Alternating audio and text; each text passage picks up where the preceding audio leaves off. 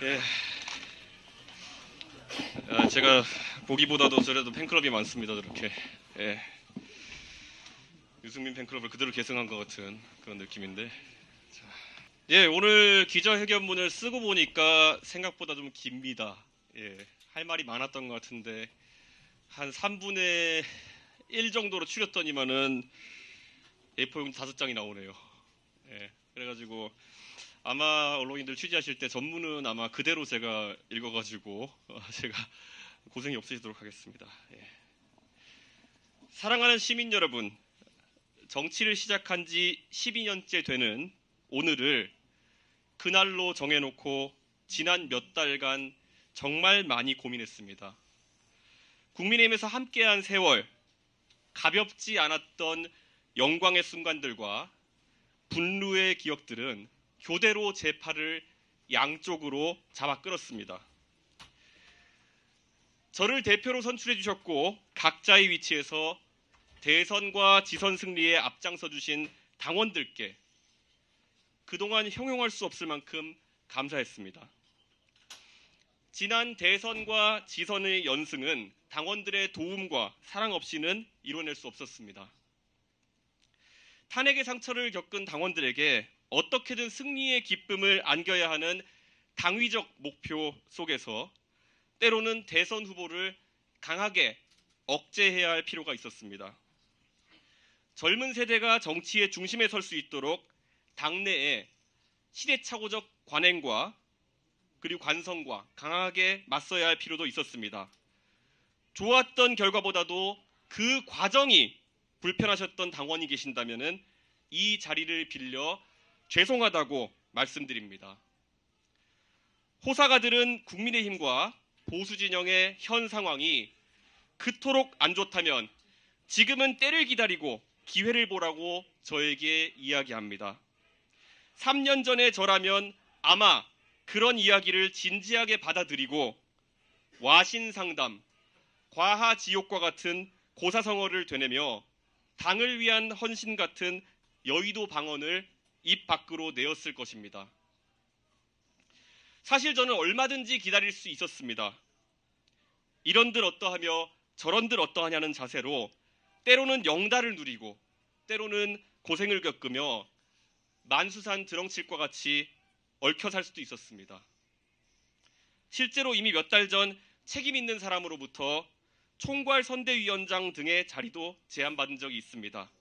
그런데 전혀 마음이 동하지 않았습니다. 오늘 제 선택은 제 개인에 대한 처우 그리고 저에게 가해졌던 아픈 기억 때문에 하는 것이 아닙니다. 저는 고개를 들어서 과거가 아닌 미래를 봤습니다. 비상상태에 놓인 것은 절대 당이 아닙니다. 바로 대한민국입니다. 마냥 기다릴 수 없었습니다. 정확히는 대한민국이 변화가 없는 정치판을 바라보며 기다릴 수 있는 여유가 없었습니다. 저는 탄핵을 겪으며 비선은 있고 비전은 없는 대한민국을 다시는 용납하지 않겠다고 스스로 다짐했습니다. 선출되지 않은 누군가가 모든 유무형의 권력을 휘두르며 대한민국을 쥐락펴락하는 그 모습, 그 사람 앞에서 법과 상식마저 무력화되는 모습이 반복되는 것은 다시는 경험하고 싶지 않은 저의 그리고 국민 모두의 트라우마일 것입니다. 저는 잠시 보수정당에 찾아왔던 찰나와도 같았던 봄을 영원으로 만들어내지 못한 스스로를 다시 한번 질책하고 반성합니다. 그들의 권력 욕을 상식선에서 대했고 진압하지 못했던 오류를 반성합니다. 모든 것이 제가 부족한 탓입니다. 저는 오늘 국민의힘을 탈당합니다. 동시에 국민의힘에 제가 가지고 있는 모든 정치적 자산을 포기하겠습니다. 과거의 영광과 유산에 미련을 둔 사람은 절대 선명한 미래를 그릴 수 없습니다. 존경하는 시민 여러분, 이제 대한민국의 공용어는 바로 미래여야 합니다. 지금도 누군가는 대한민국의 위기 속에서도 상대를 악으로 규정하고 청산하는 것을 소명이라고 생각하고 그 방향으로 시민들을 이끌려고 하고 있습니다. 하지만 마상득지, 마상치지라는 말이 있습니다. 말 위에서 천하를 얻는다 하더라도 계속 그 천하를 말 위에서 다스릴 수는 없는 노릇입니다. 대통령 선거가 끝난 지 2년이 다 되어 가는데도 왜 적장을 쓰러뜨리기 위한 극한 대립, 칼잡이의 아집이 우리 모두의 언어가 되어야 합니까? 정치는 대중의 삶을 더 나은 방향으로 가꾸는 노력입니다. 이제 시민 여러분께서는 상대를 쓰러뜨리기 위한 검투사의 검수를 즐기러 콜로세움으로 가는 벌길을 멈춰주십시오. 시민 여러분께서 수고로우시겠지만은 아고라에 오셔서 공동체의 위기를 논의하는 책임 있는 정치인들에게 성원을 보내주십시오. 우리 이제 다 같이 자세를 고쳐 앉았으면 좋겠습니다. 진영 논리에 휩싸여서 우리 팀에 발생한 문제는 좋은 게 좋은 거지 하고 넘어가고 그 모습에 정작 미래를 고민하는 젊은 세대는 정치를 내로남불의 장으로 보며 외면하게 되었습니다. 언제까지 우리는 학교에서 이상을 가르치면서 이상적이지 않은 현실을 강제하는 이중적인 대한민국으로 남아있어야 합니까? 참되어라 바르거라 선생님이 가르치신 대로 살면 딜레탕트가 되어서 조소를 받고 교과서로는 민중항거인 4.19와 5.18을 가르치면서 민주주의의 근본이 무너지는 현실을 놓고 투표장에서는 차악을 선택한다는 미명하에 진영 논리로 일관합니다. 배운 대로 살지 못한다면 배워서 무엇에 쓰겠습니까? 과거 정치 군인들은 북한의 위협을 항상 강조했습니다. 그리고 비상선포를 통해서 많은 자유를 억압했습니다. 놀랍게도 소위 직업군인이라는 그들은 실제로 쿠데타를 위해 전방사단까지 동원하는 등 국가 안보를 최우선에 놓고 일을 처리하지도 않았습니다. 대통령과 당대표가 모두 군인인 시절을 겪어내고 이겨냈던 우리가 왜 다시 한번 검찰과 경찰이 주도하는 정치적 결사체 때문에 중요한 시대적 과제들을 제쳐놓고 극한 대립을 강요받아야 합니까? 시민 여러분, 여러분의 미래, 여러분의 자녀의 미래, 그리고 손자, 손녀의 미래가 단순히 조금이라도 덜 나쁜 사람에게 맡겨져야 된다고 생각해서 이 황당한 검투사 간의 랠리를 이어가는 것입니까? 그 랠리를 여러분께서 즐겨주시니까 어느 정치 세력도 미래와 대안을 놓고 더 이상 고민하지 않습니다. 생산적인 경쟁을 하지도 않습니다. 대한민국은 현재 위기입니다. 절망의 줄다리기를 하면서 대한민국이 정체된 사이 우리에게 여러 가지 거부할 수 없는 도전들이 쌓여가고 있습니다. 제가 하고자 하는 신당에서는 이러한 위기들을 정확하게 직시하고 당당하게 표 떨어지는 이야기들을 하겠습니다. 해열제와 진통제를 남발하여 이제는 주사바늘을 어디에 꽂아야 하는지도 모르겠는 대한민국의 중차대한 문제들을 솔직하게 다루겠습니다. 누군가가 또다시 콜로세움에서 상대를 빌런으로 만드는 정치를 하고자 한다면 저는 100번 고쳐 죽어서라도 그 사람의 멱살을 잡고 아고라로 다시 돌아와 다시 미래를 이야기하도록 강제하겠습니다. 몇 가지 생각나는 시급한 이야기를 해보겠습니다. 한쪽에서는 이공계 인재를 육성하겠다고 하면서 반도체 웨이퍼와 포토마스크를 흔들면서 다른 한쪽에서는 의대 정원을 3배 가까이 늘리는 것을 검토한다면 최상위급 이공계 인재들은 연구개발에 뛰어들어야 한다는 이야기입니까? 아니면 의대생이 되기 위해서 노력해야 한다는 이야기입니까? 도대체 엑셀과 브레이크를 동시에 밟으면서 고장나는 대한민국의 성장 엔진은 과연 누구의 책임이어야 합니까? 지방대학을 중심으로 등록 인원의 절반이 이름만 올려놓은 가짜 대학생인 학교가 늘어나고 있습니다. 시민의 세금을 이 상황에서 대학 등록금 지원에 무조건 더 투입하겠다는 것이 과연 우리가 바라는 교육개혁입니까? 사학재단과 교원들의 표만 두렵고 시민들의 혈세가 낭비되는 것은 보이지 않는 것입니까? 저출산의 여파로 전방을 지킬 병사가 부족해졌다면 적극적인 감군 계획을 제시하는 것이 책임 있는 정치의 모습일 것입니다. 감군 계획이 문재인 정부에서 나왔던 이야기라고 해서 논의조차 하지 않는다면 그것은 아집입니다. 상대에 대한 극한 부정 속에서 나온 대안이 120kg이 넘는 고도 비만자까지 군복을 입혀서 휴전선에 세워놓는 것이라면 그것이 무책임한 정치의 민낯입니다. 킬러 문항을 없앤다고 하면서 잘하는 학생들에게 미적분과 기하마저 수능시험 범위에서 제한다고 한다면 학생들은 줄어든 평가 범위 속에서 소위 매력적인 오답을 통해 변별력을 갖춰야 하는 것입니까? 벡터와 미적분을 고등학교에서 제대로 배우지 못하고 평가받지 못한 학생들은 해외의 이공계 인재들과 어떻게 경쟁하라는 이야기입니까? 그리고 이제 누군가 국민연금의 문제를 다룬다고 하면 또 결론은 뻔하게 더 내고 덜 받고 늦게 받는 방향으로 날 것이라고 다들 예측합니다. 이것이 해열제이지 어떻게 근본적인 연금 개혁일 수 있겠습니까? 적립식 국민연금이 저출산과 맞닥뜨려 한계에 이제 도달했고 지금 이대로 가면 지금 연금을 납부하는 세대는 연금을 받을 수 없을 것이라는 현실을 직시하고 부가식으로 전환을 조금씩 준비하자는 그 바른 이야기를 왜 시작하지 못합니까? 대한민국의 대통령 이하 대부분의 정치인들은 위에 열거한 문제들을 해결할 수가 없습니다. 왜냐하면 정작 권력을 가진 그들은 앞으로 길어야 10년 이상 정치를 하지 않을 것이기 때문입니다. 내 임기 중에만 내 정치 생명이 다 하는 데까지만 큰일이 터지지 않도록 관리하겠다는 그들의 정치가 어떻게 미래지향적인 정치일 수가 있겠습니까? 무책임한 현재의 위정자들과 다르게 저는 제가 지금 하는 주장과 선택에 대해서 30년 뒤에도 살아서 평가를 받을 확률이 높습니다. 누가 내는 대안과 제안이 더 진실하고 절박하겠습니까? 프랑스의 마크롱이 표 떨어질 각오로 연금 개혁에 몸을 던진 이유가 무엇이겠습니까?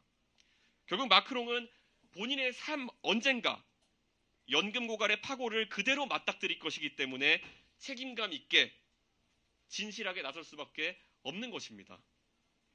논리와 이성은 사라지고 선악을 가르는 무부의 칼로 대한민국의 미래 비전을 써버리는 야만이 횡행하고 있습니다. 누군가는 모난 돌이 정맞는다. 절대 나대지 말고 큰 덩어리에 의지하라는 말을 저에게 할 겁니다. 오직 제가 믿는 것은 용기와 올바름의 힘입니다. 저는 일신의 영달을 위해서 그 칼날을 두려워하거나 순치되지 않겠습니다. 오늘 제가 상계동에서 제 뜻을 밝히는 것은 정치의 새로운 출발선에 서서 정치를 하는 이유를 다시 새기고 싶었기 때문입니다. 제가 제 고향 상계동을 좋아하는 이유는 너무나도 평균적인 사람들이 그 사람들의 삶이 녹아있는 공간이기 때문입니다. 인구 20만의 상계동이고 많은 사람들이 거쳐간 곳이기 때문에 지금 듣고 계신 시민 누구나 높은 확률로 상계동에 지인이 있으실 겁니다. 노력하는 사람들의 도시, 가진 것이 많기보다는 꿈꾸는 미래가 많은 그런 사람들의 도시입니다. 서울 시민이지만 가장 먼 거리를 출퇴근해야 하는, 그리고 좋은 학군을 위해서 구축 아파트에 사는 것을 감내하는 그 일상 속에는 지금의 불편함을 다소 감내하는 사람들의 오늘보다 더 나은 내일에 대한 희망이 깃들어 있습니다. 제가 언제 어디서 정치하더라도 상계동 사람들의 바람대로 내가 먹고 즐길 것을 아끼며 된 아이의 교육비가 가치 있는 세상을 만들겠습니다. 그리고 4호선 지하철 손잡이를 잡고 동대문 역사문화공원까지 20분간의 부대낌 속에서 졸고 있는 어떤 가장의 고단함을 새기겠습니다. 반드시 대한민국은 노력하는 사람들에게 오늘보다 더 나은 내일이 있는 그런 나라가 되어야 합니다. 공무원 임대아파트와 군인 아파트를 끼고 있는 상계동에서 살면서 100만 공무원에 대한 이야기도 많이 들었습니다. 그래서 제가 그리는 미래 속에는 누구도 아이들을 가르치면서 아이들에 대한 사랑과 교사로서의 소명의식 외의 다른 것을 강요받지 않고 국가를 지키는 군인이 국가와 국민 외에 충성할 대상을 찾지 않아도 되는 그런 세상을 만들고 싶습니다. 서희초등학교 교사의 아픈 사연과 박정훈 대령의 고난서사가 다시는 반복되지 않아야 하는데 정치권은 이미 이슈로 이슈를 덮는 방식으로 어떤 해법도 없이 바뀐 거 없이 이것이 잊혀져 가기를 기대하고 있습니다. 제가 추진하는 신당은 이런 일련의 아픔과 부당함을 절대 잊고 지나쳐가지 않겠습니다. 몇 개의 의석을 만들어낼지도 모르는 확실하지도 않은 누군가의 말에 신빙성이 없고 실행이 담보되지 않는다고 생각하신다면 더 많은 의석을 만들어 주십시오. 여러분이 평생 사게 될 주식 중에서 가장 큰 수익률을 담보하는 주식은 바로 이 신당에 투자하는 지지와 성원일 것입니다. 여러분의 자녀와 손자, 손녀에게 미래지향적인 대한민국을 상속세 한 푼 없는 유산으로 남겨주십시오. 이준석이 정당을 끌어갈 돈이 있느냐, 사람이 있느냐 설왕설래합니다.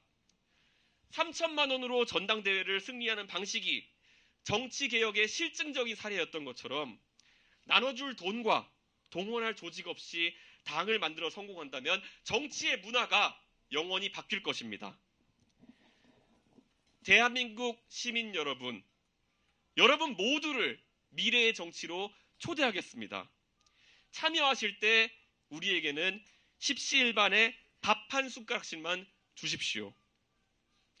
노무현 대통령에게 모인 돼지저금통을 기억하는 우리가 20년이 지난 지금, 모든 것이 더 발달한 지금 왜 그 방식이 불가능하다고 생각해야 합니까?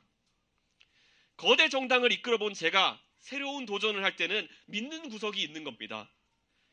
얼마 전에 방영된 JTBC 드라마 재벌집 막내 아들에서 새우가 고래를 이기는 방법을 진도준이 이야기합니다. 새우 몸집을 키우는 거죠. 고래 싸움에 등이 터지지 않을 만큼 포기하지만 않는다면 시간은 새우 편 아닐까요?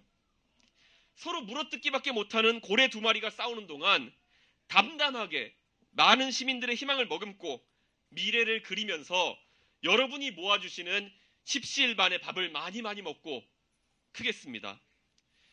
시민 여러분, 모두가 움츠린 눈 덮인 겨울이 지나면 봄이 옵니다. 그래서 누군가가 막아보라고 해도 민주화는 필연이었습니다. 상대 정치 세력을 악의 상징, 빌런으로 만들어 콜로세움에 세우는 검투사 정치는 월륜, 즉 보름달과 같아지게 되어 있고 미래를 이야기하는 생산적인 정치는 월신, 초승달과 같이 차오릅니다. 자연의 섭리가 무서운 것은 이것이 거부할 수 없는 미래라는 점에 있습니다. 눈은 항상 녹습니다. 그래서 봄은 항상 옵니다. 보름달은 항상 집니다. 그리고 초승달은 항상 차오릅니다.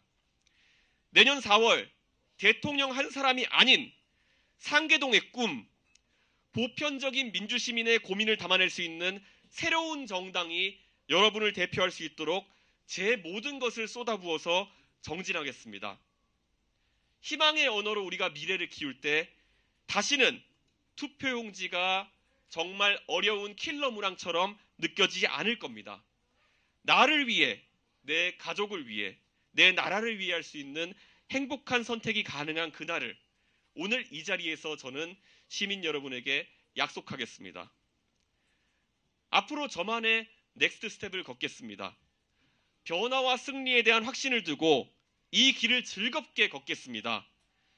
훗날 오늘의 제 약속이 상계동 마포 참숯갈비 선언이라고 위키 한자락에 기록될 수 있도록 견마지로를 다하겠습니다. 내일을 준비하는 대한민국이 당신을 빼놓지 않도록 열심히 하겠습니다. 감사합니다. 네, 감사합니다. 예, 아이고 3분의 1로 출연돼 이렇네요. 예, 어쨌든 하고 싶은 말은 더 많을 것이고 앞으로 때가 될 때마다 언론인들께 말씀을 드리겠습니다. 저는 오늘 저의 탈당 결심 그리고 창당 결심까지를 담담하게 말씀드렸습니다. 혹시 언론인들의 질문이 있으시다면 제가 받도록 하겠습니다. 예. 네, 육성을 해주십시오. 해석이 아시기 왜 우리 모두의 언어가 돼야 되냐 그 이제 어제 취임한 한동훈 비대위원장을 좀 겨냥한 듯한 발언들이 있는 것 같은데 그 부분이 좀 그런 식으로 해석 가능한 부분인지 여쭙고 싶고요. 네. 또 하나는 이제 어제 그 한동훈 위원장도 취임사 밝히면서 달라져야 된다. 그 한동훈 위원장이 말한 변화가 대통령께서 말씀하신 변화와 다르기 때문에 창당을 하신 건지 좀 왜 이렇게 창당까지 가셔야 되는 건지 말씀해 주세요. 정치를 바꿀 수 있는 힘은 바로 민주적인 권력에서 나옵니다. 그리고 그 민주적인 권력이라고 하는 것은 국민들의 확인된 지지와 성원에 대해서 나오는 것입니다. 그런데 저는 선출되지 않은 지도부가 그런 일을 하기에는 상당한 부담이 있을 것이다 라고 생각합니다. 그리고 제가 오늘 회견문에서 담아 쓴 내용들, 자구에 대한 해석 같은 경우에는 언론인분들께서 많은 자유도를 가지고 해석하시길 기대하겠습니다. 방금 질문 주신 내용에 대해서 저는 한동훈 장관을 염두에 두고 썼다기보다는 지금 작금의 국민의힘을 장악하고 그리고 국가를 운영하는 세력에 대해서 전반적으로 이야기했다 이렇게 보시면 될 것 같습니다. 공교롭게도 그 집단이 아주 동일성을 가지고 있기 때문에 언론인들께서 그렇게 오해하시는 것도 무리는 아닐 것이라고 생각합니다. 예, 또 질문 있으신죠? 예.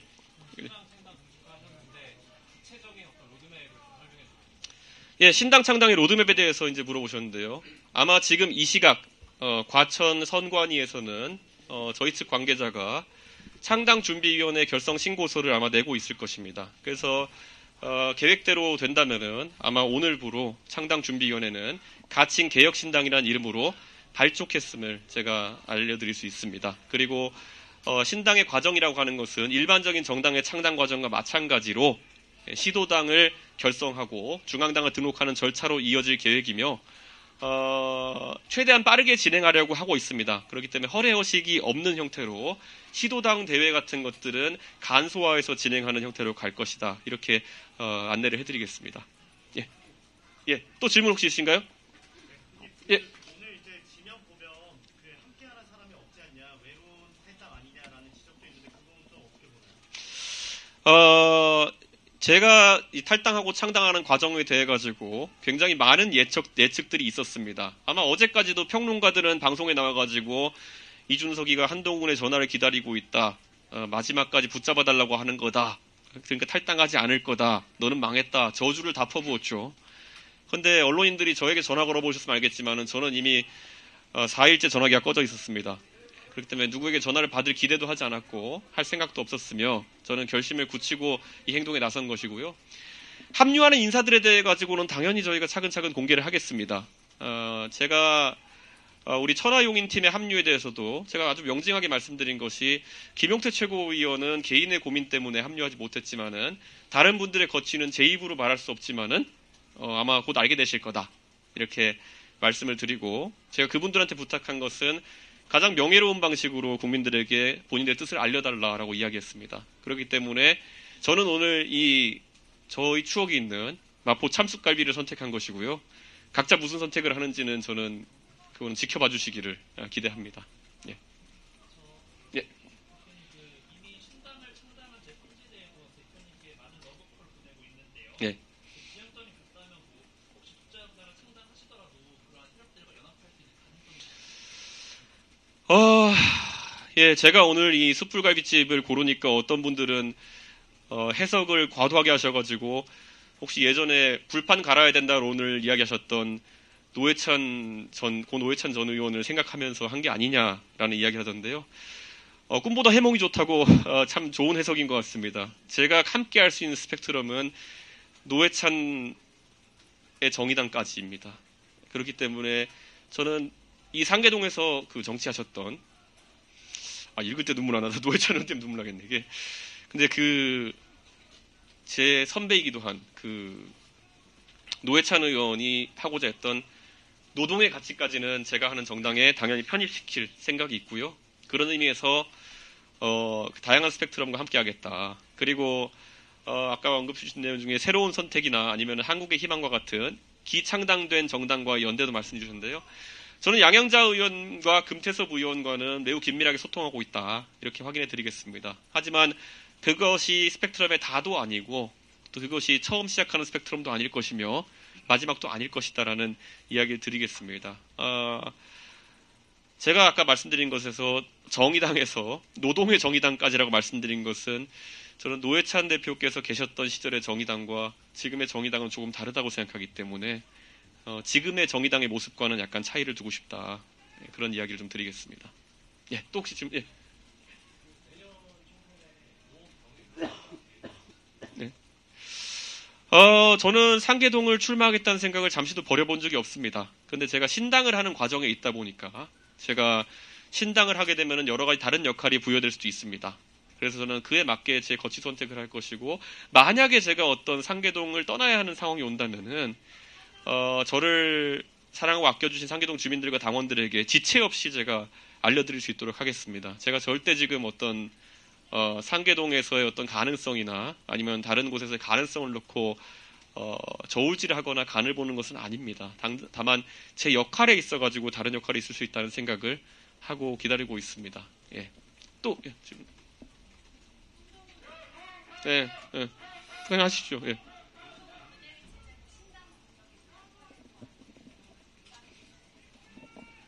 네. 한동훈 장관과 저는 이제 경쟁자의 관계로 들어섰다 저는 이렇게 생각합니다. 그리고 이 경쟁자라는 관계는 저희가 부인하거나 아니면은 그것을 받아들인다고 해서 형성되는 것은 아닐 것이다. 저는 이렇게 생각합니다. 그래서 저는 한동훈 장관이 한다는 그 혁신에 있어가지고 좋은 혁신들이 많이 나왔으면 좋겠다라는 말씀을 드립니다. 그리고 한동훈 장관께서 지난 한 이틀간 언론인들 앞에 서서 하신 말씀들도 저는 잘 전해 들었습니다. 그런데 제가 굳이 말하자면은 아직까지 내용이 나온 것 같지 않아가지고 제가 평가를 하기는 어렵지만 아마 어려운 과정들이 함께 할 것이다. 그리고 그 어려운 과정 속에서는 만약에 혹시나 도움이 필요하다면 그러면은 지금 한동훈 장관을 보좌하는 우리 당의 훌륭한 사무처 당직자들이 모두 저와 같이 승리를 일궈낸 그런 당직자들입니다.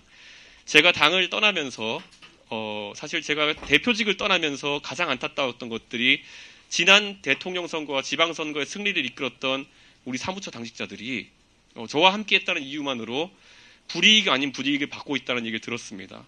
예, 절대 그래서는 안 됩니다. 승리의 기억을 가지고 있고 승리하는 방법을 알고 있는 그들을 꼭 활용해서 승리의 길에 다가설 수 있는 것이 아마 선택일 것이고요.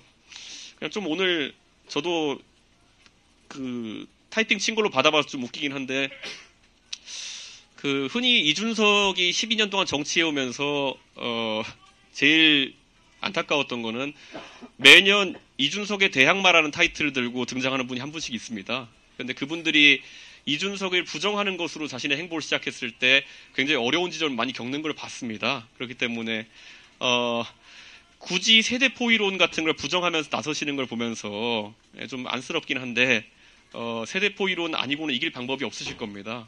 지금 이준석과의 차별화를 하실 게 아니라 대통령과의 차별화를 하십시오. 환자는 어딘지 항상 새기십시오. 예. 네. 예. 예.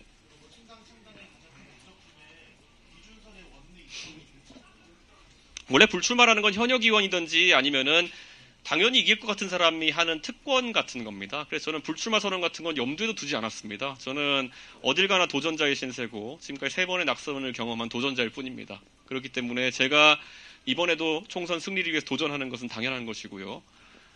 제가 아까 제 당선을 목표로 하느냐라는 질문에는 이렇게 말씀드리겠습니다. 제가 당선을 목표로 한다면 아마 이 창당이라는 선택 자체가 어쩌면 그 가능성을 부정하는 것일지도 모릅니다.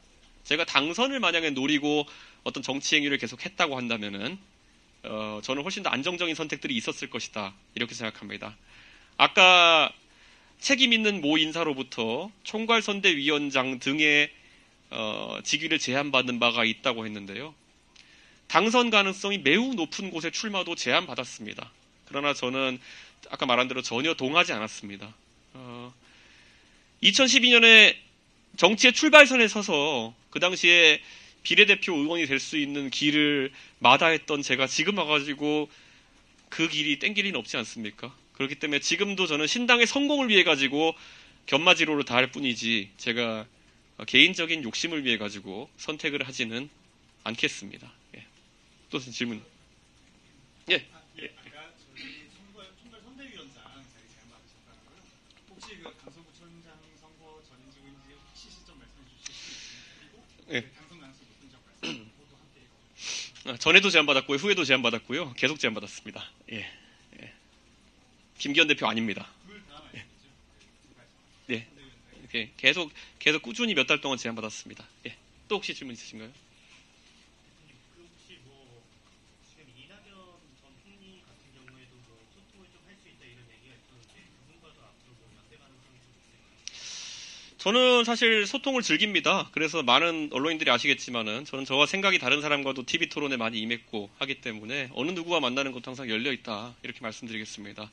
다만 제가 예전에 이낙연 대표께서 최근에 이제 행보를 하시면서 민주당에 굉장히 적극적으로 변화를 요구하는 행보를 하고 계시기 때문에 제가 아마 이낙연 대표 같은 정치 선배에게 어떤 재촉하거나 아니면은 뭔가 기대하는 행보를 하는 것은 매우 예의에 맞지 않을 것이다. 이런 생각 때문에 언급을 자제하고 있습니다.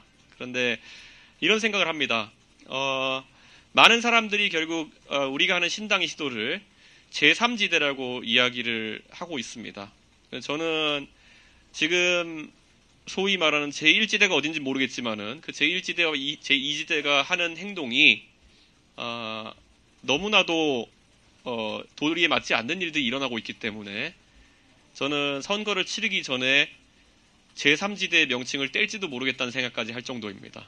예, 저는 최근에 국민의힘과 민주당을 가리지 않고 여러 인사와 교류하면서 사실 국가에 대한 고민을 하고 있는 많은 분들을 만나고 또 이야기하고 있습니다. 그런데 지금 우리가 신당을 하겠다고 마음먹은 상황 속에서는 완벽한 동일성을 찾아서 헤매는 것보다는 같은 점을 몇 가지 찾아서 움직이는 것이 중요하다. 저는 그런 생각합니다. 솔직하게 말해서 아무리 저와 당적이 달랐던 인사라 하더라도 지금 국민의힘에 있는 김앤장 듀오보다 저를 싫어하겠습니까?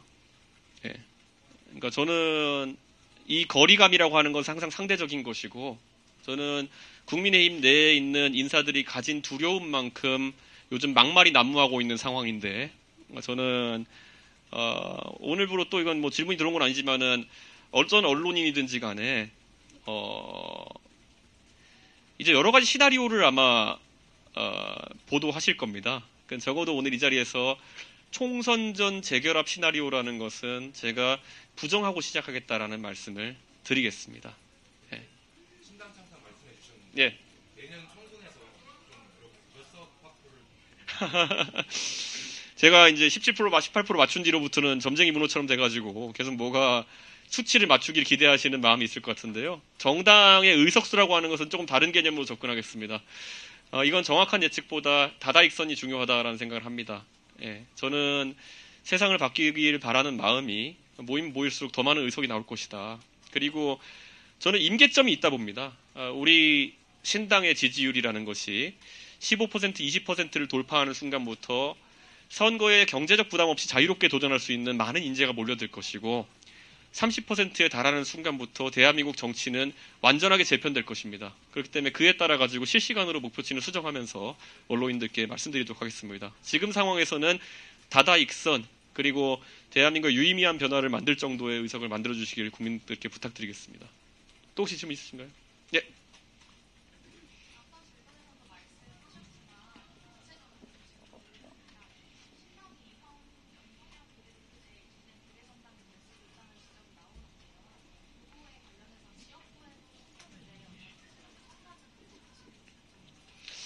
지금 저희 내부적인 조직본부라고 이름을 지었습니다. 저희 조직본부 내에서 이미 지지난주쯤부터 실무 작업에 돌입해서 온라인상으로 출마 의사를 밝혀주신 약 1,400여 명의 그 인재들 중에서 저희가 나름 이제 즉시 출마 가능 자원과 그리고 또 어느 정도 만나서 또 소통하면서 출마를 도와야 될 분들을 추려서 약 지금 최대한 60명에서 80명 정도 사이까지는 저희가 출마 가능 자원으로 파악하고 있습니다.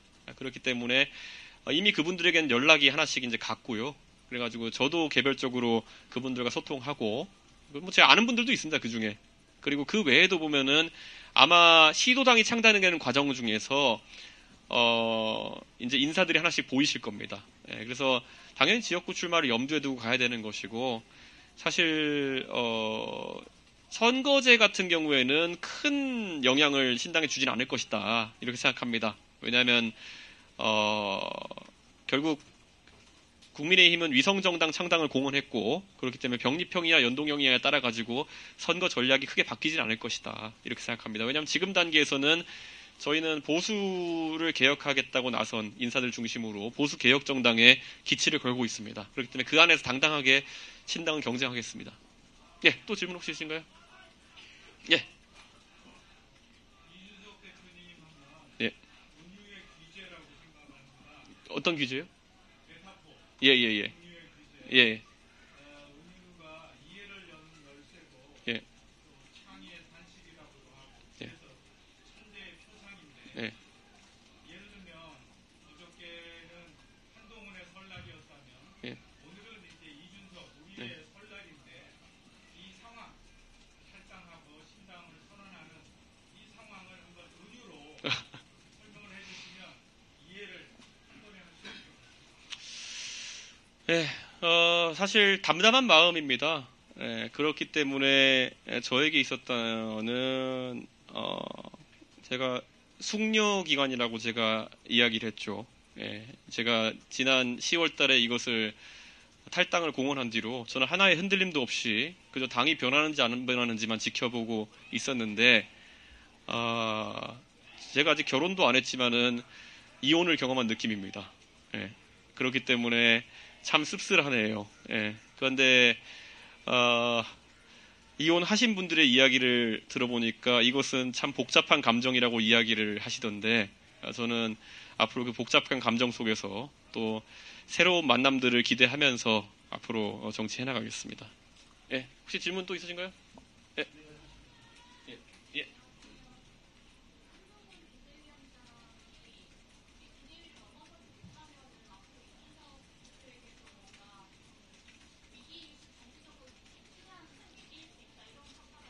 예.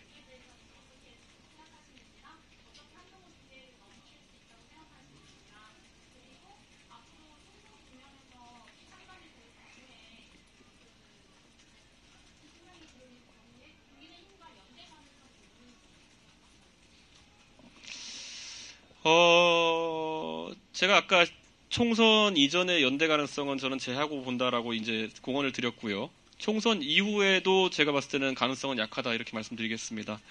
그리고 한동훈 장관을 넘어서느냐가 저의 도전 과제는 아닐 것입니다. 우선 다수 의석을 획득하는 것이 정당의 목표가 되어야 되는 것이고요. 저는 한동훈 장관과의 경쟁이라는 것을 제가 말씀드렸지만은 의외로 매너를 지키면서 하는 혁신 경쟁이라고 하는 것은 즐거운 경쟁입니다. 예. 다만 이제 지난 한 2년 동안의 세월이라고 하면은 권투 시합을 약속하고 칼 들고 나오는 사람들이 있어가지고 좀 문제가 있었다 이런 생각을 하는데 만약에 한동훈 장관이 권투 그룹을 낀 상황에서 권투 시합에 나온다면 저는 항상 응할 생각입니다. 그런데 저 팀의 특성이 꼭 칼을 들고 나오더라고요. 그래가지고 그건 약간 불안하긴 한데 저는 이 권투 시합은 언제나 즐길 계획입니다. 예. 또 혹시 질문? 예. 없으시면은 예. 예.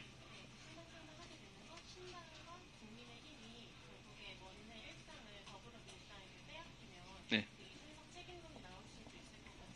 예. 그 밖에 지금 이제 활발하게 활동해 계신 유튜버 분들의 감정 복잡한 감정처럼 아마 국민도 반응하지 않을까 생각합니다. 어제까지는 다 이준석 제발 탈당하라고 방송하시던 분들이거든요. 해도 난리예요. 하지 말아도 안 해도 난리고. 그러니까 지금 시점에서 지난 2년 동안 국민의힘이 망가진 가장 큰 원인 중에 하나는 결국에는 지난 대통령 선거 때도 윤핵관이라고 하는 자들은 이준석 대책위원을 했던 것이고요. 선거대책위가 아니었습니다. 맨날 어떻게 하면 집권한 뒤에 이준석에게서 권력을 탈취하고 당권을 탈취하고 오로지 독차지하기 위한 그런 기도를 하면서 선대위를 이준석 대책위원회를 만들어버렸고요. 지난 2년 동안 이준석 쫓아내고 나서도 무수히 많은 혁신의 기회가 있었음에도 불구하고 이준석 때리기로 일관했었기 때문에 여기까지 왔다 이렇게 생각합니다. 만약에 이번에 국민의힘이 선거에서 안 좋은 결과를 받아들고 나서 거기서 이준석 탓을 한다 그러면은 그게 본성이지만 어쩔 수 없죠. 예, 인생의 그런 어떤 고행이라 생각하고 다들 그 시간을 겪어내야죠. 지난 탄핵을 겪은 다음에 얼마나 많은 사람들이 이게 다 유승민 때문이야라고 이야기했습니까? 예, 그러고 나가지고 유승민 탓을 아무리 한다고 해서 승리하던가요? 예, 한동훈 장관도 그렇고 국민의힘도 그렇고 지금은 시대의 과제들과 싸워야 됩니다.